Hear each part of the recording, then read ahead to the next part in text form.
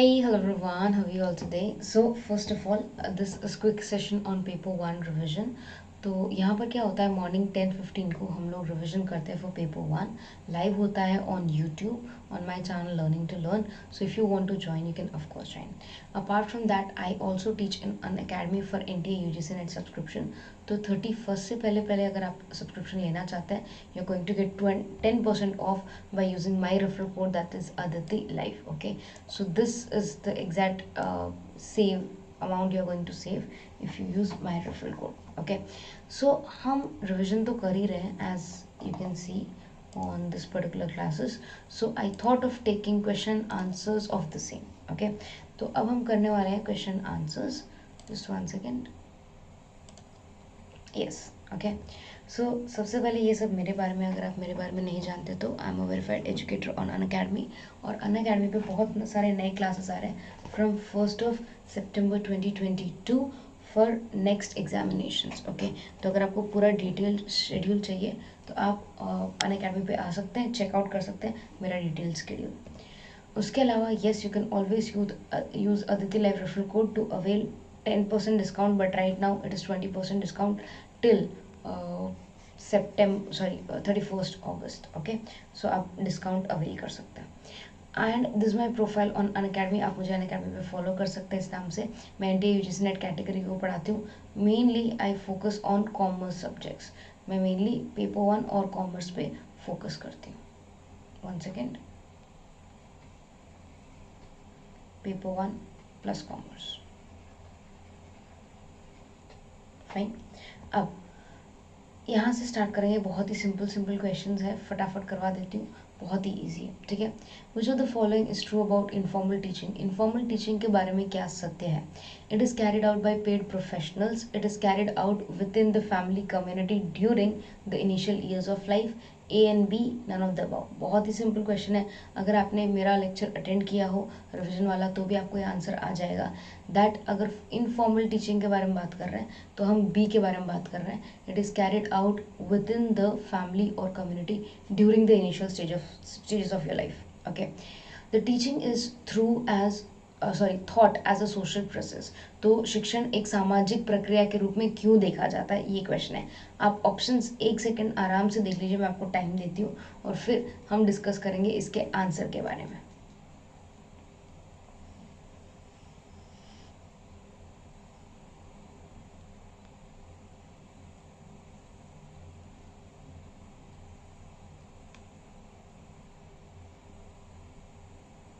Okay, अगर आपने question अच्छे से देख लिया हो या आपको थोड़ी देर और देखना हो तो आप वीडियो पॉज भी कर सकते हैं. अब listening to the recitation of pupils मतलब शिष्य का पाठ सुनना, कि भाई बच्चे ने क्या क्या सीख लिया उसका पाठ सुन लेना. And it includes basic learning process like memorising an alphabet. इससे सोसाइटी का कोई लेना देना नहीं है, ठीक है. इससे बस बच्चा कुछ नई चीज़ याद करता है. तो करेक्ट आंसर बी है. In which teacher influenced the behavior of less experienced pupil and helps him or her to develop according to the needs and ideas of the society. तो यहाँ पर मेन क्या है, हम समाज के आवश्यकताओं के हिसाब से या समाज के विचारों के हिसाब से हम क्या कर रहे हैं, एक बच्चे को पाल रहे हैं, एक बच्चे को उसका बिहेवियर चेंज कर रहे हैं कि भाई आप समाज में किस तरह रहोगे, ठीक है. So B is the right answer. Recreational reading. Recreational मतलब मनोरंजक पाठन, जैसे नॉवेल्स हो गई, पोएम्स हो गई, उन सब किताबों के बारे में बोला जा रहा है. तो वो सब किताबों का क्या महत्व होना चाहिए या how that book should be treated as in your academic curriculum. तो the correct answer is option number D. वो सिर्फ स्कूल लाइब्रेरी में नहीं आना चाहिए, ये वो सिर्फ होमवर्क में नहीं देना चाहिए. वो ऐसा नहीं है कि भाई ये स्कूल की रिस्पॉन्सिबिलिटी नहीं है, नहीं. इसको आप बहुत अच्छे से इस्तेमाल कर सकते हो एक बच्चे की लैंग्वेज सुधारने में, उसकी भाषा को एकदम अच्छा करने में. आप रिक्रिएशनल रीडिंग्स बहुत यूज़ कर सकते हो. इसलिए अगर आपको याद हो तो 8th-9th में इंग्लिश में आपका सप्लीमेंट्री 1 और 2 हुआ करता था, जहाँ पे एक सप्लीमेंट्री बाकायदा नॉवल हुआ करती थी. हिंदी में भी बहुत सारे ऐसे पाठ होते थे या ऐसे लेसन्स होते थे जहाँ पर बहुत ज़्यादा कविताओं का इस्तेमाल किया जाता था या दोहों का इस्तेमाल किया जाता था. Next question. Which characteristics form the following of least concern with the teacher, कि भाई कौन सी ऐसी विशेषता है जो सबसे कम संबंधित है शिक्षण से। ठीक है, तो आप 1 मिनट ले लीजिए, समझ लीजिए, फिर मैं आपको आंसर बताती हूँ।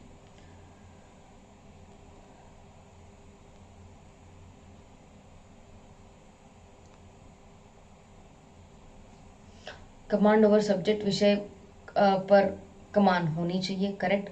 Respect from colleagues, sorry कॉलिग management, ये नहीं होगा तो भी चलेगा। गुड रैपोर्ट, छात्रों के साथ अच्छे संबंध, और इफेक्टिव वर्बल कम्युनिकेशन। तो A C D तो होना ही चाहिए। बी अगर नहीं भी हुआ तो भी एक टीचर इफेक्टिव टीचर बन सकती है। ठीक है, which of the following statement doesn't suit a teacher, के कौन सा चीज़ शिक्षण के लिए सही नहीं है, उपयुक्त नहीं है। जैसे कि आप यहाँ पे देख सकते हैं, उपयुक्त नहीं है, doesn't really suit a teacher, ये क्वेश्चन है। तो आराम से देखिए क्वेश्चन, मैं आपको 1 मिनट का टाइम देती हूँ और फिर मैं इसको आंसर करूँगी।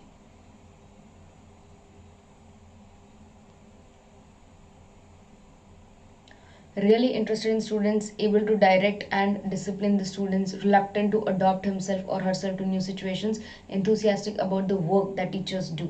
तो correct answer of course reluctant to adopt himself और हरसेल्फ टू न्यू सिचुएशंस।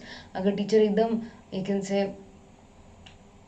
एकदम अड़ गई है, ठीक है, या बहुत ही नेगेटिव सेंस में बोलूँ तो एकदम इनफ्लेक्सिबल है, तो वैसा नहीं चलेगा। हमें स्टूडेंट के हिसाब से, सिचुएशन के हिसाब से खुद को ढालना पड़ेगा। Okay, the most important challenge before a teacher, teacher के सामने सबसे बड़ा चैलेंज कौन सा होता है, सबसे बड़ी चुनौती कौन सी होती है, ये क्वेश्चन पूछा है। To maintain discipline in classroom, to make student do their homework, to prepare question paper, and to make teaching learning process enjoyable. आप चाहें तो हिंदी में भी क्वेश्चन देख सकते हैं।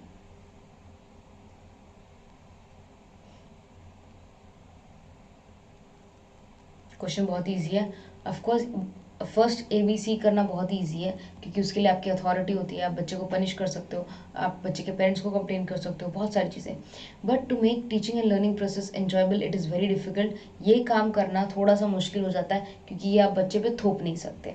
Next, which of the following is the characteristics of teaching, teaching या शिक्षण की विशेषताएं कौन सी है, ये पूछा है। बहुत ही सिंपल क्वेश्चन है, आप एक बार भी ये क्वेश्चन अच्छे से पढ़ लेंगे, आपको आंसर आ जाएगा। मैं आपको थोड़ा समय देती हूँ ये क्वेश्चन पढ़ने के लिए।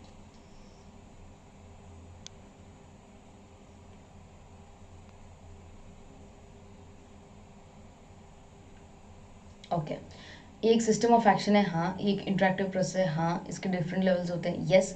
It is not only an art and science, yes. It is closely related to education, yes. And it is a professional activity. ABC भी है। Okay, it is not an art, नहीं, ओके, ये याद रखना, it is not an art नहीं होगा। और it is closely related to education, training, conditioning, बहुत सारी चीज़ें, सिर्फ एजुकेशन से रिलेटेड नहीं है। तो इसका सही आंसर आएगा A B C और F। बीच के ये वाले नहीं आएंगे, मैंने नॉट नहीं पढ़ा था, तो प्लीज़ आप ऐसी गलती मत कीजिएगा। जो नॉट है या ओनली है उसको ध्यान से पढ़िएगा, उसके ऊपर से कई बार आप गलती भी कर सकते हैं। Next question, teachers professionalism means, मतलब प्रोफेशनलिज्म का यहाँ पर मतलब सिर्फ डिग्री से नहीं है, no. It is also related to how a teacher teachers, आप में, आपके अंदर कितना प्रोफेशनलिज्म है।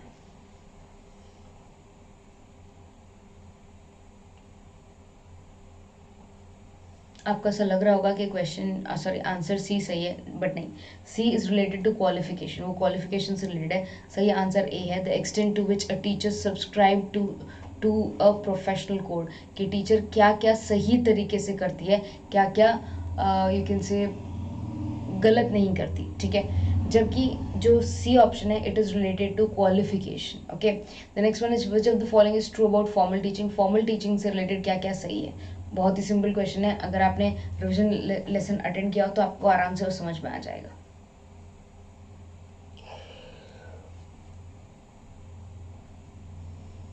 ओके, बहुत सिंपल है, it is carried out by paid professionals. Of course formal teaching है तो कोई टीचर करवाएगा, एजुकेटर करवाएगा, लेक्चरर करवाएगा, असिस्टेंट प्रोफेसर करवाएगा, तो A is the right answer. Next question, which one is the most, sorry, which of the which one of the most fundamental of guidance activities should be executed first, कि इन सब में से सबसे पहला हमें क्या करना चाहिए.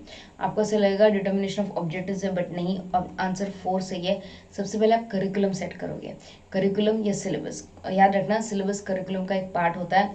करिकुलम का स्कोप बहुत ज़्यादा होता है, सिलेबस करिकुलम का एक हिस्सा होता है. ठीक है, तो यहाँ पर सबसे पहले आप करिकुलम सेट करेंगे. एक बार वो हो गया फिर आप बाकी सारे काम कर सकते हैं, बट सबसे पहला काम करिकुलम सेट करना ही होगा. विच of the following is the main objectives of teaching. इनमें से सब मेन ऑब्जेक्टिव्स क्या हैं, ये हमने क्लास में कर रखे हैं. अगर आपने वो क्लास नहीं देखी हो तो मैं रिक्वेस्ट करती हूँ वो क्लास देखिए. मैं ऊपर आई सेक्शन में वो क्लास के लिंक आपको प्रोवाइड कर दूंगी.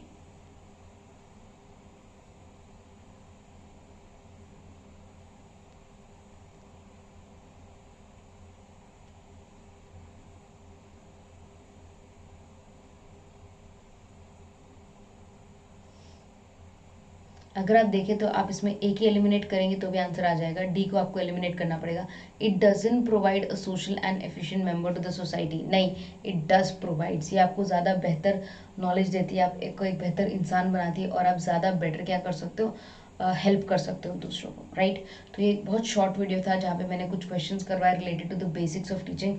जब नेक्स्ट क्लास में मिलेंगे तो हम नेक्स्ट में भी क्वेश्चन आंसर्स करेंगे. ओके, सो मेक श्योर आप सुबह 10:15 बजे आ जाएं, रिविजन सेशंस अटेंड करें, क्योंकि जैसे ही हमारा टीचिंग एप्टीट्यूड खत्म होगा हम स्टार्ट करेंगे with research aptitude. So make sure you join. Okay, bye everyone, take good care of yourselves.